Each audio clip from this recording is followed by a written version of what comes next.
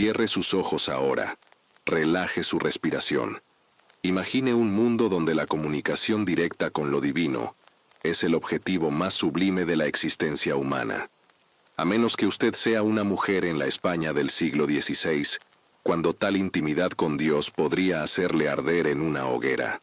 Mientras su mente flota hacia el sueño, acompañe el viaje de Teresa de Ávila, quien osó reformar una orden religiosa entera y escribir sobre sus experiencias místicas en una era donde cualquier desviación teológica podría resultar en tortura.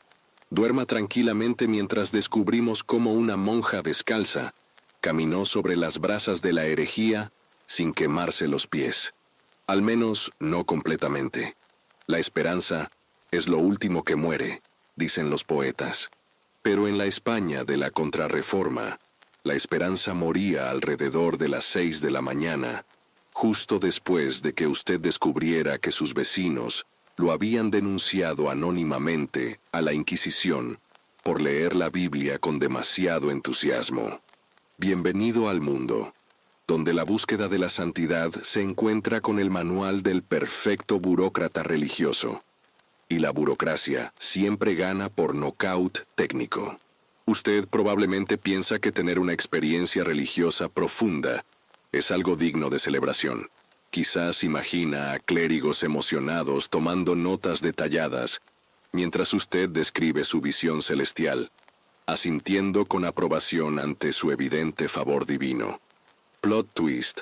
En la España del siglo XVI, describir una conversación personal con Cristo era aproximadamente tan seguro como anunciar que tenía pensamientos independientes sobre teología. Spoiler alert, no era seguro en absoluto. Permítame presentarle a Teresa de Cepeda y Ahumada, nacida en 1515 en Ávila, España, durante lo que podríamos llamar, con británico understatement, un período ligeramente tenso en la historia religiosa europea.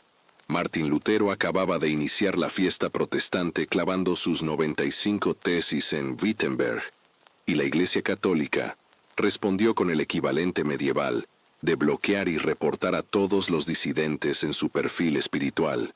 La Inquisición española, establecida unas décadas antes, había perfeccionado ya su sistema de atención al cliente herético, ofreciendo servicios que iban desde interrogatorios amistosos hasta paquetes premium que incluían tortura y hoguera. Teresa nació en una familia noble con un pequeño inconveniente genealógico. Su abuelo era judío converso.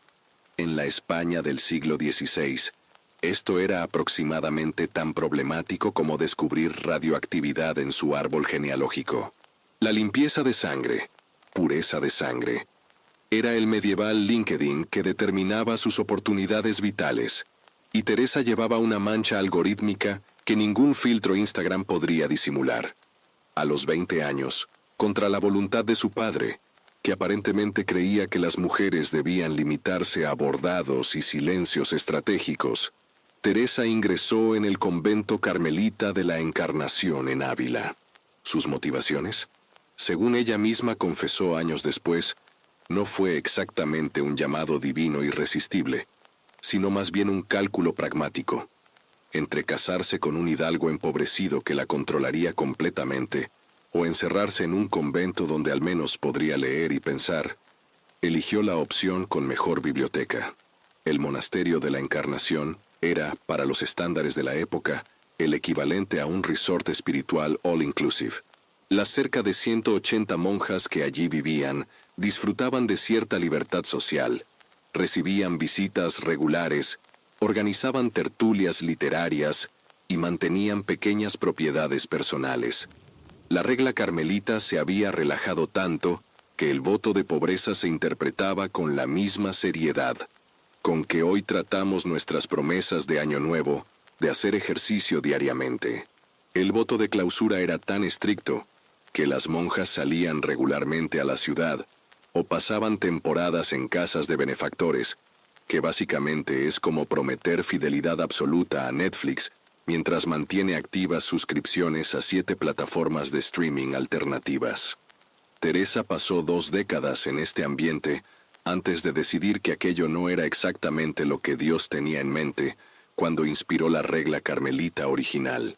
Sus primeros años monásticos fueron, sin embargo, bastante convencionales e incluso socialmente activos. Era popular, carismática y mantenía una nutrida red de contactos aristocráticos que visitaban el convento para disfrutar de su ingenio y conversación. El equivalente eclesiástico de ser influencer espiritual, pero sin hashtags ni filtros sepia.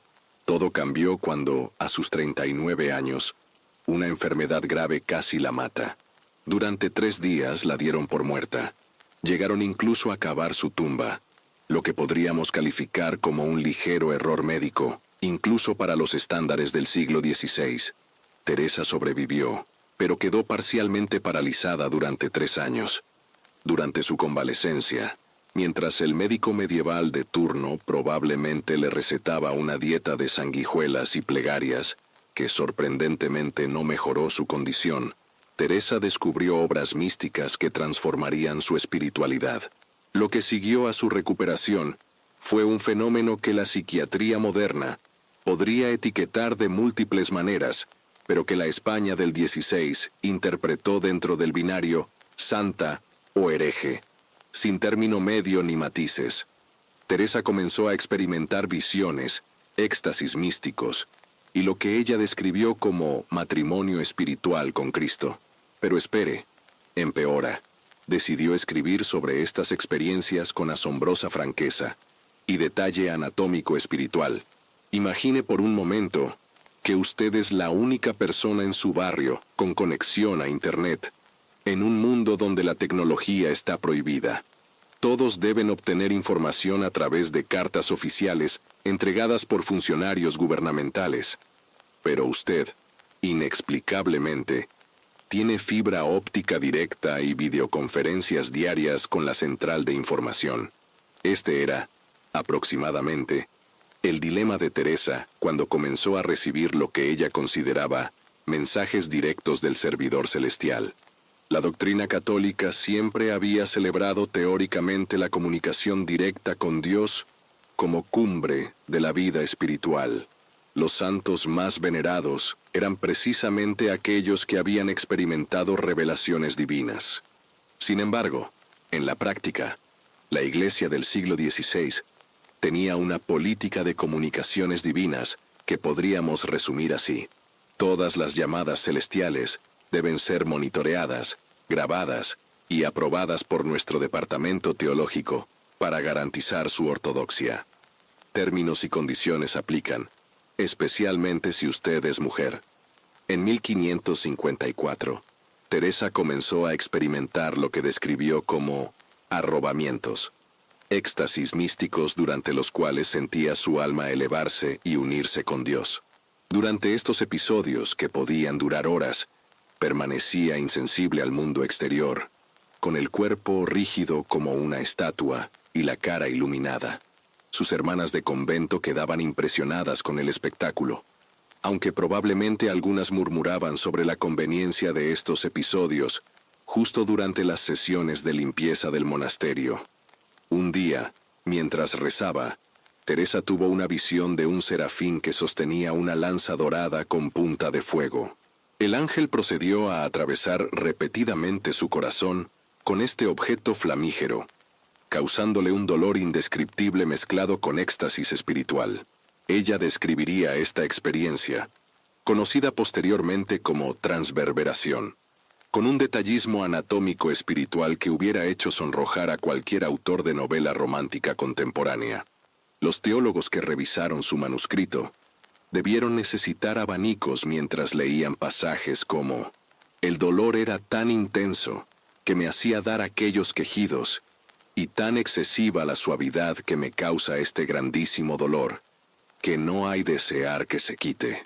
Naturalmente, describir ser penetrada repetidamente por un objeto flamígero empuñado por un ser celestial no era exactamente el tipo de devoción que los inquisidores esperaban de una monja del siglo XVI. Como dato contextual fascinante, en esa misma época, la Inquisición estaba procesando a mujeres por mucho menos, como por ejemplo leer la Biblia directamente en lugar de que un hombre se la interpretara convenientemente. Para empeorar las cosas, Teresa insistía en que Cristo le hablaba regularmente, diciéndole cosas como «búscate en mí» o «ya eres mía y yo soy tuyo». En una ocasión, según su propio testimonio, Jesús incluso bromeó con ella, diciéndole «si no hubiera creado el cielo, lo crearía solo para ti». Esta familiaridad con la divinidad era, en el mejor de los casos, sospechosa. En el peor, era el tipo de comportamiento que había llevado a los alumbrados directamente a las hogueras inquisitoriales unas décadas antes. ¿Y qué hizo Teresa frente a esta peligrosa situación? Lo más lógico, evidentemente, escribir todo con lujo de detalles en un libro autobiográfico y compartirlo con sus confesores, porque aparentemente, en la España del siglo XVI, la forma más sensata de evitar problemas con la Inquisición era documentar meticulosamente todas tus potenciales herejías. Habiendo sobrevivido a su enfermedad y a sus primeras experiencias místicas, sin ser formalmente acusada de herejía, un logro notable por sí mismo, Teresa decidió que su siguiente paso lógico sería, obviamente, desafiar a todo el establishment eclesiástico, reformando la orden carmelita.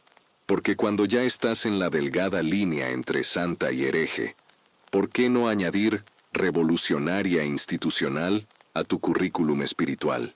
El convento de la Encarnación, donde Teresa había vivido durante más de 20 años, se había convertido en el equivalente espiritual de un club social con hábitos.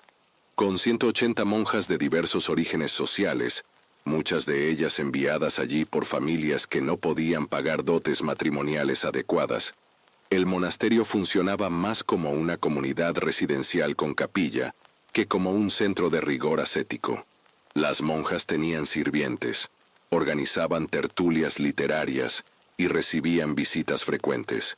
Algunas incluso poseían propiedades privadas y administraban pequeños negocios. Teresa, inspirada por sus conversaciones con Cristo, quien aparentemente era un crítico severo de la relajación monástica, decidió que era momento de volver a los orígenes austeros del Carmelo.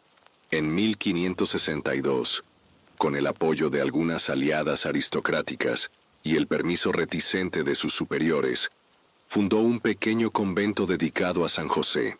Las reglas de este nuevo establecimiento eran, para usar un eufemismo británico, ligeramente más estrictas: pobreza absoluta, ayuno casi constante, silencio perpetuo excepto durante 2 horas de recreación, y hábitos de lana gruesa, en una región donde el verano alcanza fácilmente los 40 grados centígrados. Por si esto fuera poco, las monjas debían andar descalzas o, en el mejor de los casos, usar alpargatas, una práctica que dio origen al nombre Carmelitas Descalzas. La reacción de las autoridades de Ávila a esta iniciativa reformista fue previsiblemente entusiasta. El Consejo Municipal amenazó con derribar el pequeño convento. Las carmelitas calzadas presentaron quejas formales y el provincial de la orden ordenó a Teresa regresar inmediatamente al monasterio de la Encarnación. Durante 3 días, el pequeño grupo de reformadas vivió bajo amenaza de desalojo forzoso, mientras la ciudad entera debatía si estas mujeres descalzas representaban una amenaza para el orden público. ¿Por qué tanto alboroto por un puñado de mujeres descalzas rezando en silencio? La explicación es simple. En la Europa del siglo XVI, una mujer tomando iniciativa religiosa autónoma era considerada tan apropiada como un vegetariano dirigiendo una carnicería. El Concilio de Trento, que se estaba desarrollando precisamente en esos años, 1545-1563, había reafirmado la estricta clausura para monjas. Las reformas de Teresa parecían desafiar sutilmente la autoridad masculina establecida, proponiendo un modelo de vida religiosa más independiente del control clerical directo, un detalle histórico delicioso. Mientras Teresa luchaba por salvar su primera fundación, recibió un mensaje de Cristo diciéndole: ¿No te he dicho que no temas? ¿No sabes que soy todopoderoso? A lo que Teresa, con ese pragmatismo castellano que la caracterizaba, respondió internamente: sí, señor, pero también podrías decírselo a mis superiores, que son quienes pueden cerrar el convento. Milagrosamente, o gracias a las conexiones aristocráticas de Teresa y una donación estratégica, el convento de San José sobrevivió. Pero esto era solo el principio.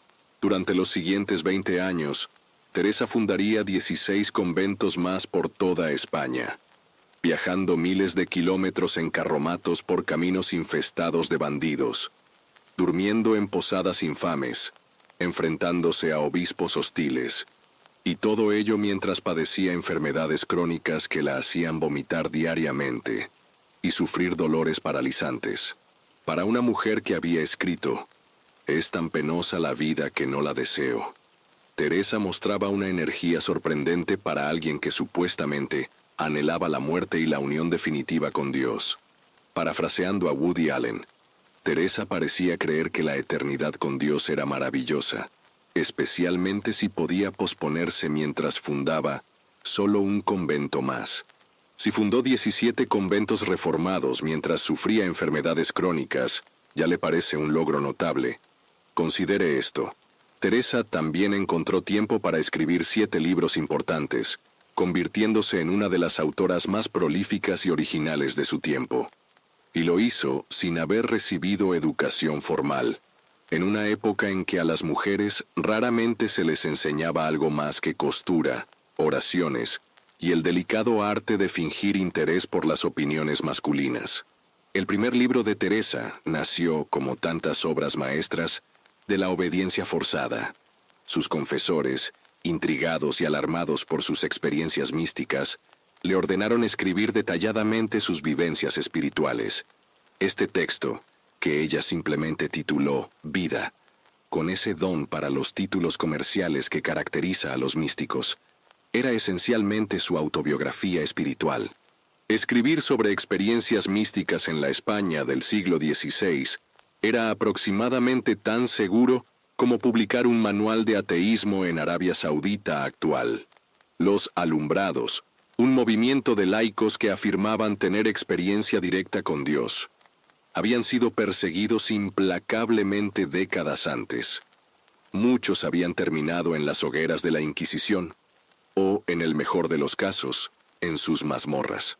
El propio confesor de Teresa, perplejo ante sus descripciones de unión mística, le ordenó en un momento dado que hiciera el gesto obsceno, el equivalente del siglo XVI a mostrar el dedo medio, a Cristo cuando se le apareciera, para comprobar si era realmente él o una alucinación demoníaca.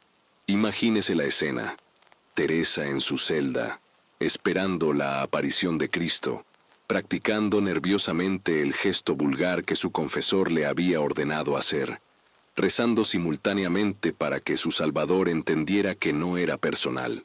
Cuando finalmente Cristo se le apareció, Teresa, obediente, realizó el gesto. Cristo, afortunadamente, no se ofendió, lo que Teresa interpretó como prueba definitiva de que sus visiones eran divinas. Aparentemente, el verdadero Cristo tiene suficiente autoestima divina para no ofenderse por gestos humanos, dato teológico que los manuales inquisitoriales olvidaron mencionar.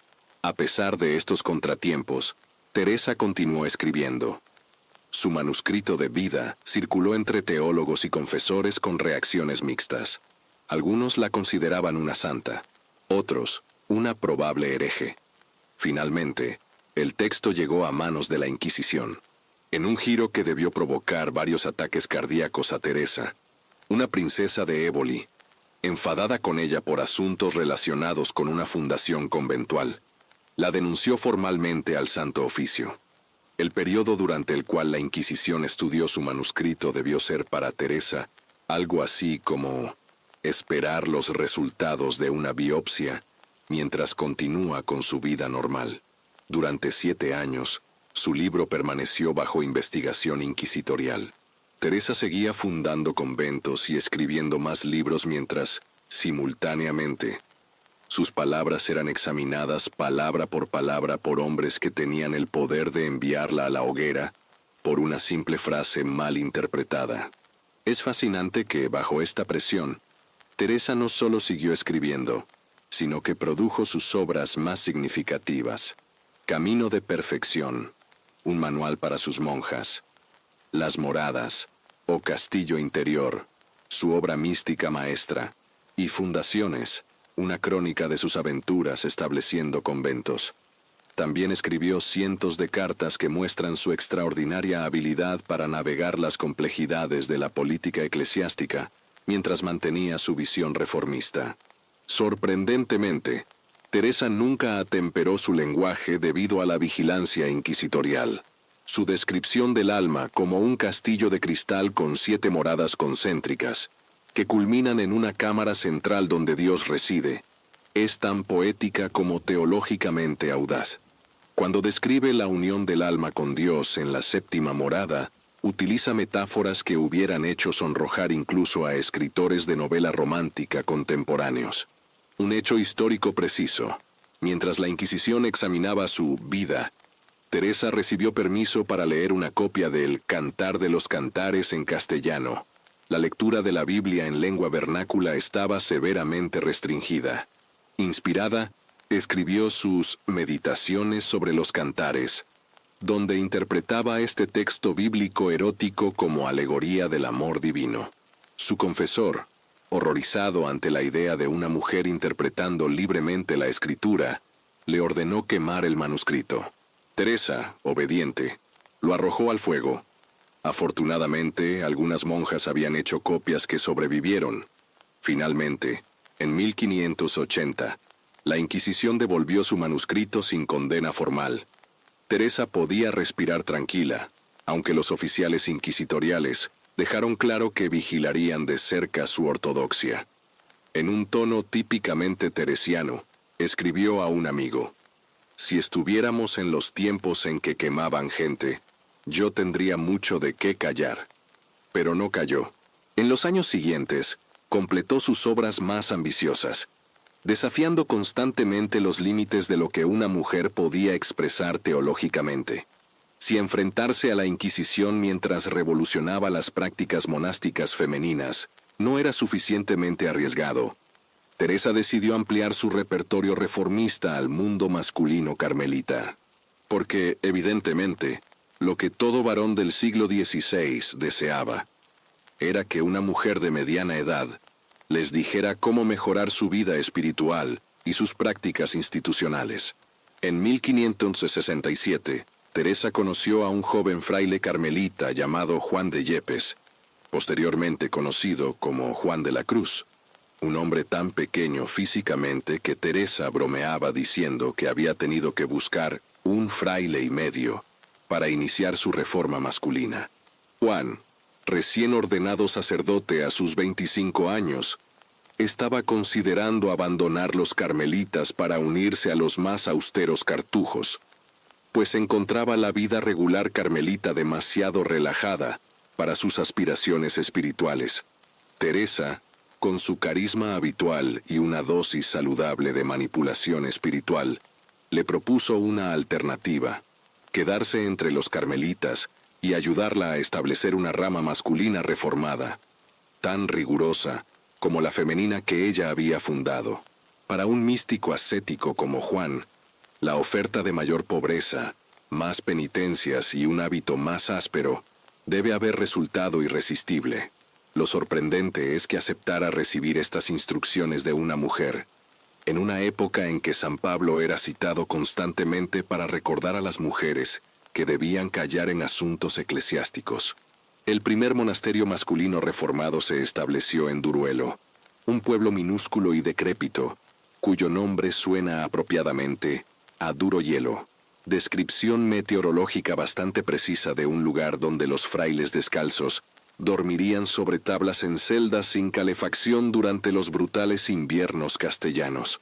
La casa que consiguieron era tan miserable que, según escribió Teresa con su habitual ironía, «no creo habría araña en él que no estuviese acabada».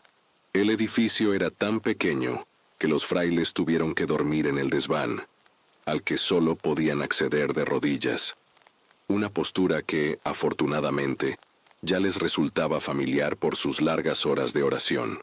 Vestidos con hábitos de lana gruesa sin tratamiento, tan ásperos que causaban llagas en la piel, caminando descalzos por la nieve, ayunando casi continuamente y dedicando 8 horas diarias a la oración silenciosa, estos primeros carmelitas descalzos parecían decididos a ganar la competencia no oficial de quién puede ser más ascético en la cristiandad. Y sorprendentemente, este programa de disconfort extremo resultó atractivo. En pocos años, varios jóvenes se unieron al movimiento reformado. Naturalmente, los carmelitas calzados, la rama tradicional de la orden, no recibieron con entusiasmo esta reforma que implícitamente los acusaba de laxitud espiritual. Lo que siguió fue el equivalente eclesiástico de una guerra entre bandas, pero donde las armas eran decretos papales, denuncias a la Inquisición y arrestos nocturnos. En 1575, el capítulo general carmelita, reunido en Piacenza, Italia, emitió decretos draconianos contra los descalzos, ordenando básicamente la disolución de todos los conventos reformados. El nuncio papal Felipe Sega, representante del Papa en España, se puso del lado de los calzados, describiendo a Teresa como femia inquieta y andariega, básicamente llamándola mujer histérica y vagabunda, en el lenguaje diplomático de la época. En diciembre de 1577, un grupo de carmelitas calzados, acompañados por alguaciles armados, irrumpió en el convento descalzo de Ávila y secuestró a Juan de la Cruz.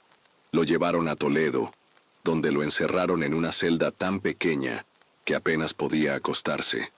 Durante 9 meses Juan fue flagelado regularmente ante la comunidad, alimentado con pan y agua, y sometido a presiones psicológicas para que abandonara la reforma.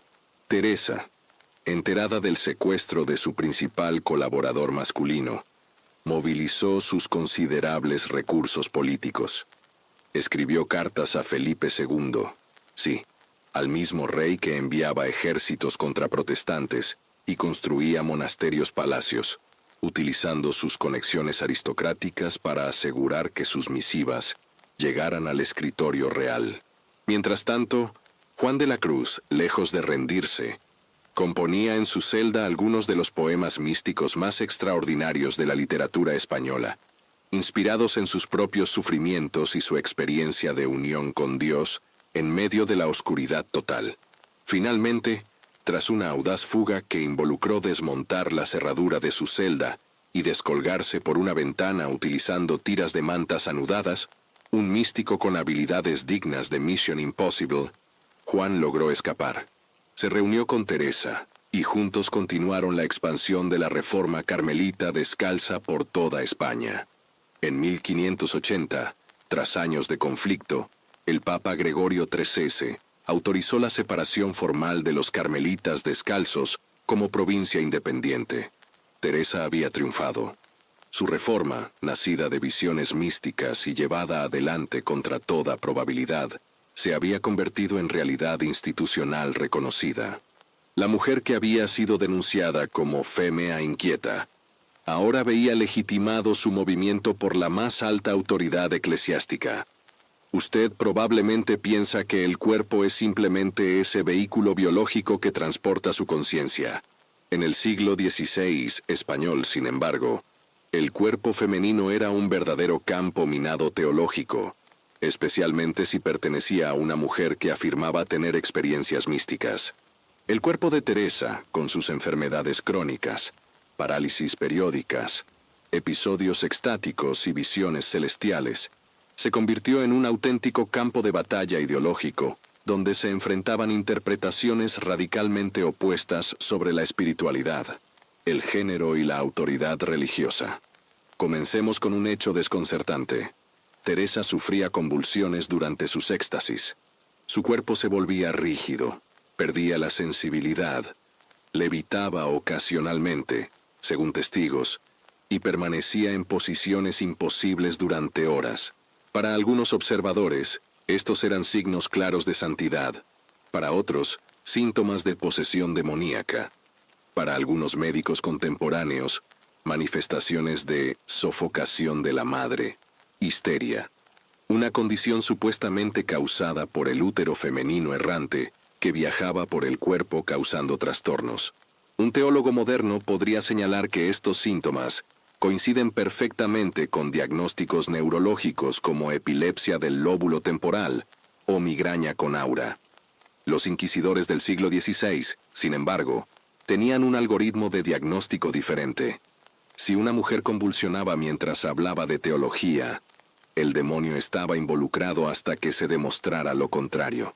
La estrategia defensiva de Teresa ante estas sospechas fue brillante. Reinterpretó su cuerpo sufriente como un texto teológico viviente. Sus enfermedades no eran castigos ni posesiones, sino oportunidades de santificación. Señor, o morir o padecer, no os pido otra cosa para mí. Sus éxtasis no eran episodios histéricos femeninos, sino manifestaciones externas de la acción divina sobre su alma. Transformó sus debilidades físicas en fortalezas espirituales, creando un nuevo modelo de santidad femenina que incorporaba, paradójicamente, la fragilidad corporal como vehículo de poder espiritual. En sus escritos, Teresa utilizó su experiencia física como base para una teología encarnada accesible a todos, especialmente a mujeres sin educación formal. Describió la oración en términos domésticos. Comparó la meditación con el riego de un jardín. Habló de Cristo como un huésped en la morada del alma, y explicó conceptos místicos complejos usando metáforas relacionadas con la cocina, el tejido y otras actividades cotidianas femeninas. Pero el episodio más extraordinario relacionado con su cuerpo ocurrió después de su muerte. En 1582, Teresa falleció en Alba de Tormes durante uno de sus viajes fundacionales. 9 meses después, su tumba fue abierta y su cuerpo encontrado incorrupto, emanando un perfume extraordinario, el llamado olor de santidad. Este descubrimiento desencadenó una auténtica guerra de reliquias. Ávila y Alba se disputaron su cuerpo, que fue exhumado y reenterrado múltiples veces. Durante uno de estos desentierros, el padre Gracián, confesor de Teresa, decidió cortar su mano izquierda como reliquia. Para su asombro, aunque el cuerpo parecía momificado, la sangre manaba fresca de la herida. Impresionado por este milagro, cortó también un dedo para sí mismo. En exhumaciones posteriores, otros religiosos tomaron souvenirs adicionales: su corazón, un ojo, varios dedos y trozos de carne. Hoy, el cuerpo de Teresa está dividido entre Alba, Roma, Sevilla y otras localidades, desmembrado y distribuido como si el fervor devocional hubiera requerido literalmente incorporar físicamente a la santa. Irónicamente, el cuerpo que la Inquisición había escrutado con sospecha por sus manifestaciones místicas, se convirtió, tras su muerte, en objeto de veneración y fuente de milagros. La mujer que en vida había sido investigada por sus experiencias espirituales corporeizadas fue, después de muerta, literalmente desmembrada por la devoción institucional que buscaba apropiarse físicamente de su santidad. El caso más extraordinario es el de su corazón, conservado en un relicario de cristal en Alba de Tormes. En 1705, unos religiosos observaron lo que parecían ser espinas creciendo dentro del corazón momificado, interpretadas como señal física de la transverberación que Teresa había descrito en vida. Siglos después, en la década de 1970, un cardiólogo que examinó la reliquia sugirió que estas espinas eran posiblemente arterias calcificadas resultantes de enfermedad coronaria avanzada, un diagnóstico que habría fascinado a Teresa, quien siempre insistió en la interconexión entre su experiencia física y espiritual. Si alguien le sugiriera defender los derechos femeninos en la España de Felipe II, usted probablemente buscaría una excusa para salir discretamente de la conversación y contactaría inmediatamente a un buen abogado especializado en defensa contra acusaciones de herejía. Sin embargo, Teresa de Ávila logró lo que podríamos llamar un protofeminismo estratégico, desafiando sutilmente las limitaciones impuestas a las mujeres, mientras se presentaba como modelo perfecto de obediencia femenina. «Basta ser mujer para caérseme las alas», escribió Teresa en el prólogo de Camino de Perfección, aparentemente aceptando la inferioridad femenina establecida por la teología contemporánea. Este tipo de declaraciones autodesvalorizadoras aparecen frecuentemente en sus escritos. «¿Quién soy yo, pobre mujercilla? Soy mujer y ruin, para mujercitas como nosotras». Sin embargo, estas profesiones de humildad femenina eran inmediatamente seguidas por afirmaciones que las subvertían completamente. Tras lamentar su condición femenina, Teresa procedía a interpretar las escrituras, discutir teología sofisticada, criticar a clérigos y fundar instituciones, todas actividades teóricamente vedadas a las mujeres. Este patrón retórico de «soy solo una mujer ignorante, pero aquí está mi interpretación teológica que contradice a 3 doctores de la Iglesia», era tan frecuente en sus escritos que podríamos llamarlo el pero teresiano, una fórmula que le permitía decir lo prohibido, mientras aparentaba someterse a las restricciones patriarcales. Consideremos la brillante estrategia de Teresa para sortear la prohibición de que las mujeres enseñaran públicamente, basada en el famoso versículo paulino: «Las mujeres callen en la iglesia». Teresa nunca enseñó formalmente ni predicó, pero escribió libros que serían leídos en voz alta durante las comidas conventuales. Técnicamente no estaba hablando en la iglesia, simplemente compartía pensamientos por escrito que otros leerían. Sus instrucciones para las monjas se presentaban como consejos de una madre, no como enseñanzas teológicas, aunque, en la práctica, eran precisamente eso. Para justificar su autoridad para escribir, Teresa desarrolló una teología contextual ingeniosa. Argumentaba que en tiempos de crisis, cuando los hombres no estaban defendiendo adecuadamente la fe, clara referencia a la Reforma protestante, Dios podía usar instrumentos débiles como las mujeres. No son tiempos de desechar ánimos virtuosos y fuertes, aunque sean de mujeres, escribió en Camino de Perfección. Esta estrategia de empoderamiento a través de la debilidad era brillante. Precisamente porque las mujeres eran consideradas inferiores, Dios mostraría más claramente su poder al obrar a través de ellas. Teresa transformó así la supuesta inferioridad femenina en un argumento para su propio liderazgo. Si ella, siendo mujer débil e inculta, lograba fundar monasterios y escribir tratados místicos, claramente era Dios quien actuaba a través de ella. Un ejemplo histórico sorprendente de su desafío sutil a las jerarquías de género ocurrió durante la fundación del convento de Pastrana. La princesa de Éboli, poderosa aristócrata, quería entrar inmediatamente como novicia tras enviudar, llevando consigo sirvientas y manteniendo privilegios nobiliarios. Teresa se negó rotundamente, enfrentándose a una de las mujeres más poderosas de España. En la casa de Dios no hay distinción de personas. La princesa eventualmente abandonó el convento, pero en venganza denunció a Teresa a la Inquisición.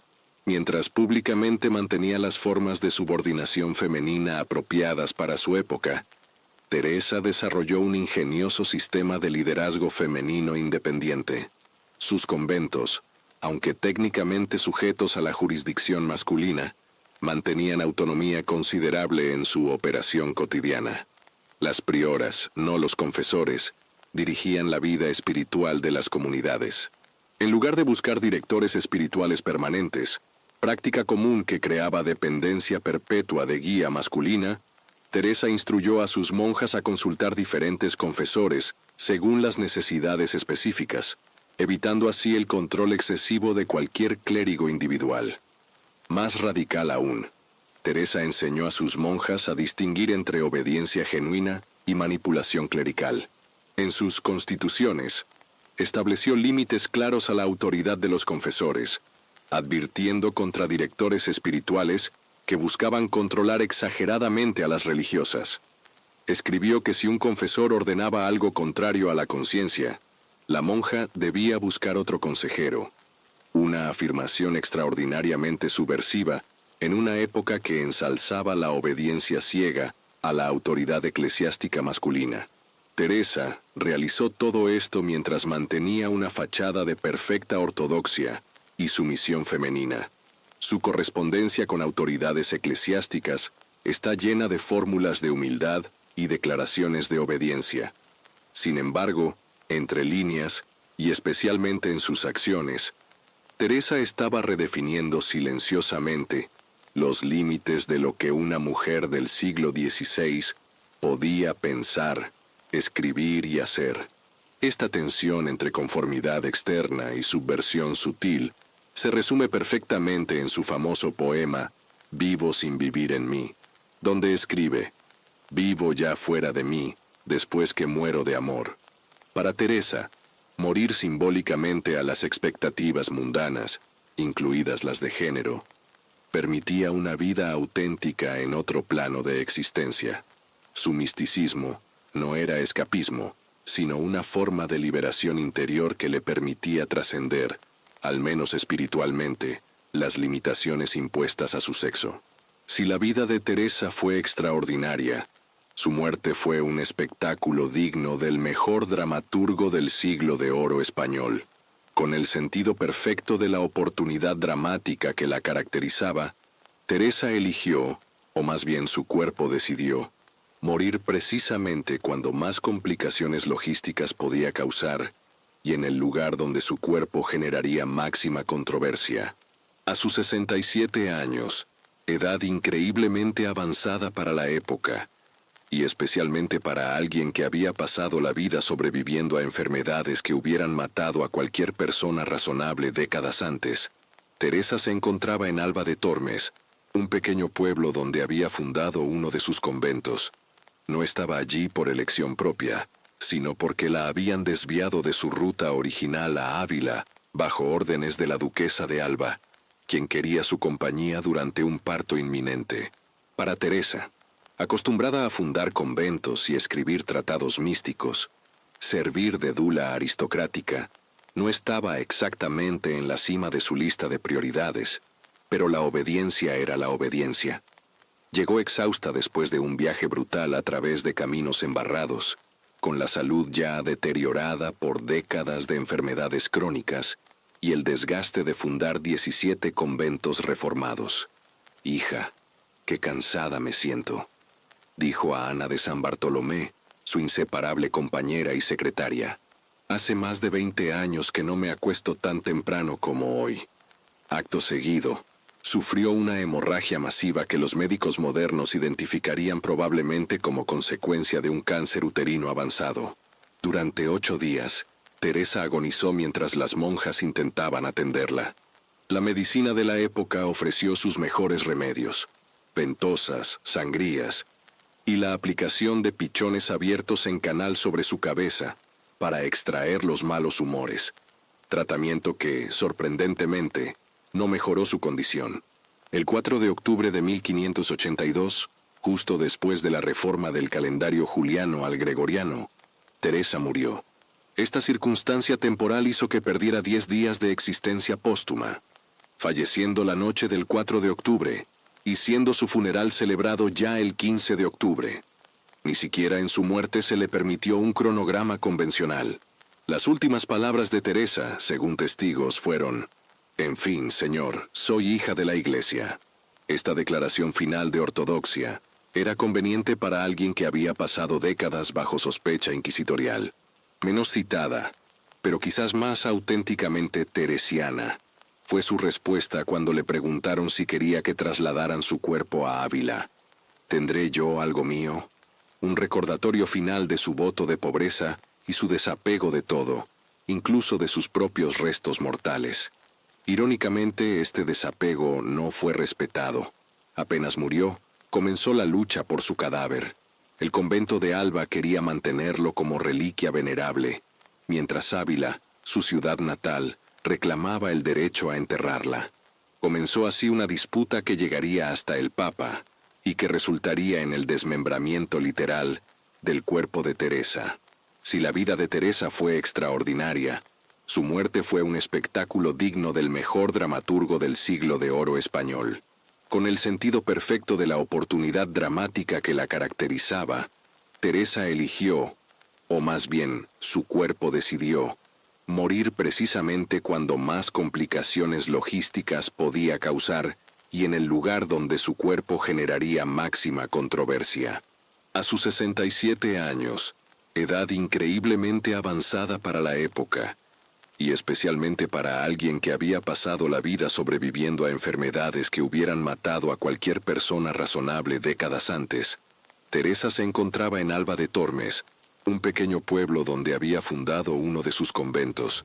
No estaba allí por elección propia, sino porque la habían desviado de su ruta original a Ávila, bajo órdenes de la duquesa de Alba, quien quería su compañía durante un parto inminente. Para Teresa, acostumbrada a fundar conventos y escribir tratados místicos, servir de dula aristocrática no estaba exactamente en la cima de su lista de prioridades, pero la obediencia era la obediencia. Llegó exhausta después de un viaje brutal a través de caminos embarrados, con la salud ya deteriorada por décadas de enfermedades crónicas y el desgaste de fundar 17 conventos reformados. «Hija, qué cansada me siento», dijo a Ana de San Bartolomé, su inseparable compañera y secretaria. «Hace más de 20 años que no me acuesto tan temprano como hoy». Acto seguido, sufrió una hemorragia masiva que los médicos modernos identificarían probablemente como consecuencia de un cáncer uterino avanzado. Durante 8 días, Teresa agonizó mientras las monjas intentaban atenderla. La medicina de la época ofreció sus mejores remedios: ventosas, sangrías y la aplicación de pichones abiertos en canal sobre su cabeza para extraer los malos humores, tratamiento que sorprendentemente no mejoró su condición. El 4 de octubre de 1582, justo después de la reforma del calendario juliano al gregoriano, Teresa murió. Esta circunstancia temporal hizo que perdiera 10 días de existencia póstuma, falleciendo la noche del 4 de octubre y siendo su funeral celebrado ya el 15 de octubre. Ni siquiera en su muerte se le permitió un cronograma convencional. Las últimas palabras de Teresa, según testigos, fueron: «En fin, Señor, soy hija de la Iglesia». Esta declaración final de ortodoxia era conveniente para alguien que había pasado décadas bajo sospecha inquisitorial. Menos citada, pero quizás más auténticamente teresiana, fue su respuesta cuando le preguntaron si quería que trasladaran su cuerpo a Ávila. «Tendré yo algo mío». Un recordatorio final de su voto de pobreza y su desapego de todo, incluso de sus propios restos mortales. Irónicamente, este desapego no fue respetado. Apenas murió, comenzó la lucha por su cadáver. El convento de Alba quería mantenerlo como reliquia venerable, mientras Ávila, su ciudad natal, reclamaba el derecho a enterrarla. Comenzó así una disputa que llegaría hasta el Papa y que resultaría en el desmembramiento literal del cuerpo de Teresa. 9 meses después de su muerte, su tumba fue abierta en secreto por orden del padre Jerónimo Gracián, entonces provincial de los Descalzos. Para asombro de los presentes, el cuerpo permanecía incorrupto y emanaba un perfume extraordinario, el famoso olor de santidad. Aprovechando esta inspección, Gracián decidió llevarse el cuerpo a Ávila, pero para no ofender completamente a la comunidad de Alba, dejó allí el brazo izquierdo de Teresa. Sí, literalmente amputó el brazo de la santa como compensación por llevarse el resto del cadáver. Pero espere, empeora. Antes de reenterrar el cuerpo en Ávila, el mismo Gracián decidió cortar también la mano izquierda como reliquia personal. Cuando lo hizo, según testigos, sangre fresca manó de la herida, a pesar de que el cuerpo llevaba meses sepultado. Impresionado por este milagro, procedió también a cortar un dedo para sí mismo. Este extraño comportamiento, que hoy calificaríamos como profanación de cadáver, o como mínimo, perturbador fetichismo necrófilo. Era considerado en la época un acto de devoción piadosa. La saga macabra del cuerpo de Teresa continuó cuando el duque de Alba, enfurecido al descubrir que le habían robado su santa local, obtuvo un decreto papal ordenando la devolución del cuerpo a Alba de Tormes. En cada traslado, pequeñas porciones del cadáver desaparecían misteriosamente como reliquias. Un dedo por aquí, un trozo de carne por allá. El corazón fue extraído y colocado en un relicario de cristal, donde siglos después, observadores notarían extrañas formaciones como espinas creciendo dentro del músculo cardíaco momificado, interpretadas como señal física de la transverberación que Teresa había descrito en vida. Hoy el cuerpo de Teresa está repartido entre Alba de Tormes, el torso sin corazón ni brazo izquierdo, Roma, un pie, Sevilla, un dedo, París, otro dedo, y así sucesivamente. La mujer que había escrito que el verdadero amor a Dios significaba no pertenecerse a sí misma, ciertamente experimentó esta desposesión de manera literal después de su muerte.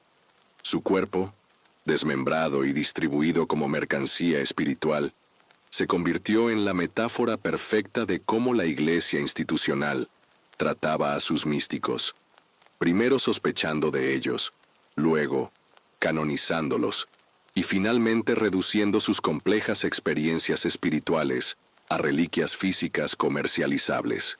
40 años después de su muerte, en 1622, Teresa fue canonizada por el Papa Gregorio XV, junto con otros santos españoles, incluyendo a Ignacio de Loyola. La misma Iglesia que había investigado sus escritos como potencialmente heréticos, ahora la proclamaba santa. La mujer que había sido descrita como fémea, inquieta y andariega por un nuncio papal, era ahora elevada a los altares como modelo supremo de virtud femenina. La reforma que tantos habían intentado suprimir se convertía en la norma oficial. Para apreciar plenamente lo absurdo de esta transformación, consideremos a Teresa como la primera influencer religiosa global. Sus libros fueron traducidos a múltiples idiomas y distribuidos por todo el Imperio español. Sus conventos reformados se multiplicaron exponencialmente, extendiéndose por Europa y América. Su imagen aparecía en pinturas, estatuas y grabados que la mostraban en éxtasis, escribiendo o recibiendo visiones celestiales. Era, en términos modernos, una auténtica celebridad espiritual póstuma. La ironía suprema llegó en 1970, cuando el Papa Pablo VI la nombró doctora de la Iglesia. La primera mujer en recibir este título, reservado a teólogos de excepcional sabiduría y ortodoxia. La mujer que había tenido que disculparse constantemente por atreverse a escribir sobre teología siendo mujer, que había sido investigada por la Inquisición, que había visto a su colaborador torturado en prisión, era ahora oficialmente reconocida como autoridad teológica por la misma institución, que había cuestionado su derecho a hablar sobre temas espirituales. El colmo del absurdo histórico puede encontrarse en cómo la imagen de Teresa fue transformada por la Contrarreforma, de mística revolucionaria y reformadora institucional incómoda, a santa arrobada, suspendida en éxtasis perpetuo. El Bernini inmortalizó esta versión sanitizada en su famosa escultura, El éxtasis de Santa Teresa, donde la representa en pleno arrobamiento místico, con expresión ambiguamente orgásmica, mientras un ángel sonriente se dispone a atravesarla con una flecha dorada. Esta escultura, con su sensualidad apenas contenida, representa perfectamente la paradoja de la recepción de Teresa. Su experiencia mística, potencialmente subversiva, fue transformada en espectáculo estético seguro. La mujer que había escrito tratados teológicos complejos quedaba reducida a un cuerpo femenino en éxtasis. Espiritualmente elevado, sí, pero convenientemente pasivo y bajo control celestial masculino. La última ironía. Teresa, la pragmática castellana que había navegado astutamente las turbulentas aguas políticas de su tiempo, fundando conventos austeros en la España empobrecida, se convertía ahora en símbolo del barroco más recargado y teatral. Sus sencillos conventos, diseñados específicamente para evitar toda ostentación, fueron progresivamente adornados con retablos dorados, relicarios lujosos y arquitectura esplendorosa. Exactamente lo contrario de lo que ella había imaginado. España, mientras tanto, había convertido a Teresa en icono nacional, símbolo de su identidad católica militante. La mujer que había tenido que ocultar sus orígenes parcialmente judíos era ahora celebrada como quinta esencia de la espiritualidad hispánica, de pura sangre. Sus escritos, que habían causado tanto nerviosismo en la Inquisición, eran ahora estudiados en seminarios como ejemplos perfectos de ortodoxia católica. Sus experiencias místicas, tan peligrosamente personales y directas, eran ahora interpretadas como validación del sistema religioso institucional que inicialmente las había visto con sospecha. Hoy, Teresa es simultáneamente reivindicada por feministas, místicos, reformadores, conservadores y tradicionalistas, cada grupo encontrando en ella justificación para sus propias agendas. La santa que había escrito, "Nada te turbe, nada te espante, todo se pasa", se ha convertido en un significante flotante que cada época reinterpreta según sus necesidades. Quizás la manifestación más absurda de esta apropiación continua sea el cuerpo incorrupto de Teresa que, paradójicamente, ha sido corrompido por la devoción de sus seguidores. Desmembrado, distribuido y exhibido en relicarios, el cadáver de la santa que había insistido en la irrelevancia del cuerpo frente al espíritu se ha convertido en objeto de veneración física, con fieles haciendo cola para besar los recipientes que contienen sus fragmentos. La historia nos ofrece pocos ejemplos tan perfectos de la capacidad institucional para neutralizar lo revolucionario. La mujer que había desafiado estructuras de poder es ahora invocada para bendecirlas. La mística que experimentó a Dios directamente, sin mediación clerical, es ahora mediadora a ella misma entre los fieles y lo divino. La reformadora que criticó los excesos materiales de la Iglesia es ahora celebrada con pompa, oro y procesiones extravagantes. Si Teresa pudiera ver lo que hemos hecho con su legado, probablemente respondería con esa mezcla de humor práctico e ironía espiritual que la caracterizaba. Ya les dije que todo pasa, pero parece que lo único permanente es nuestra capacidad para malinterpretar lo esencial. Usted se preguntará, mientras deriva hacia el sueño después de este tedioso recorrido histórico, ¿qué lecciones podemos extraer de la vida de esta extraordinaria mujer del siglo XVI? Teresa de Ávila encarna la paradoja central de la experiencia mística en cualquier sistema religioso institucionalizado. ¿Cómo puede conciliarse la experiencia directa y personal de lo divino con las estructuras que reclaman autoridad exclusiva para interpretar esa experiencia? En el caso de Teresa, esta tensión se manifestaba en cada momento de su vida. Era a la vez obediente hija de la Iglesia y revolucionaria espiritual, sumisa a la autoridad clerical masculina, mientras subvertía silenciosamente sus límites, conformista en las formas externas mientras transformaba radicalmente el contenido. Vivió en esa delgada línea donde los visionarios religiosos oscilan entre la santidad y la hoguera. La grandeza de Teresa radica precisamente en su habilidad para navegar este terreno imposible, manteniéndose fiel tanto a su experiencia mística personal como al marco institucional que constantemente amenazaba con silenciarla. A diferencia de otros místicos que rompieron abiertamente con la institución, pensemos en los alumbrados españoles o en ciertas corrientes protestantes, Teresa nunca abandonó la Iglesia, eligiendo transformarla desde dentro con infinita paciencia y astucia estratégica. Su vida nos muestra que los sistemas de poder no siempre triunfan mediante la represión directa, sino a través de la asimilación y neutralización de lo revolucionario.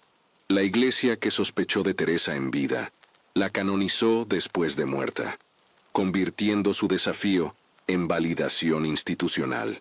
Sin embargo, esto no significa que Teresa fracasara. Su reforma sobrevivió. Sus escritos permanecen, y su voz auténtica continúa resonando a través de los siglos, inspirando a generaciones que buscan una experiencia espiritual más genuina y directa. Quizás el legado más duradero de Teresa sea su insistencia en que lo divino se encuentra en lo cotidiano, en la cocina entre los pucheros, como ella misma escribió. Su teología encarnada rechazaba la separación entre experiencia mística elevada y vida ordinaria. Para ella, Dios estaba tan presente en los éxtasis como en las tareas mundanas. Esta democratización de la experiencia espiritual, haciéndola accesible a todos, independientemente de su educación formal o posición social, fue quizás su aportación más revolucionaria. Mientras usted cierra los ojos, permitiéndose por fin caer en ese sueño que esta historia interminable ha estado posponiendo, considere un último pensamiento.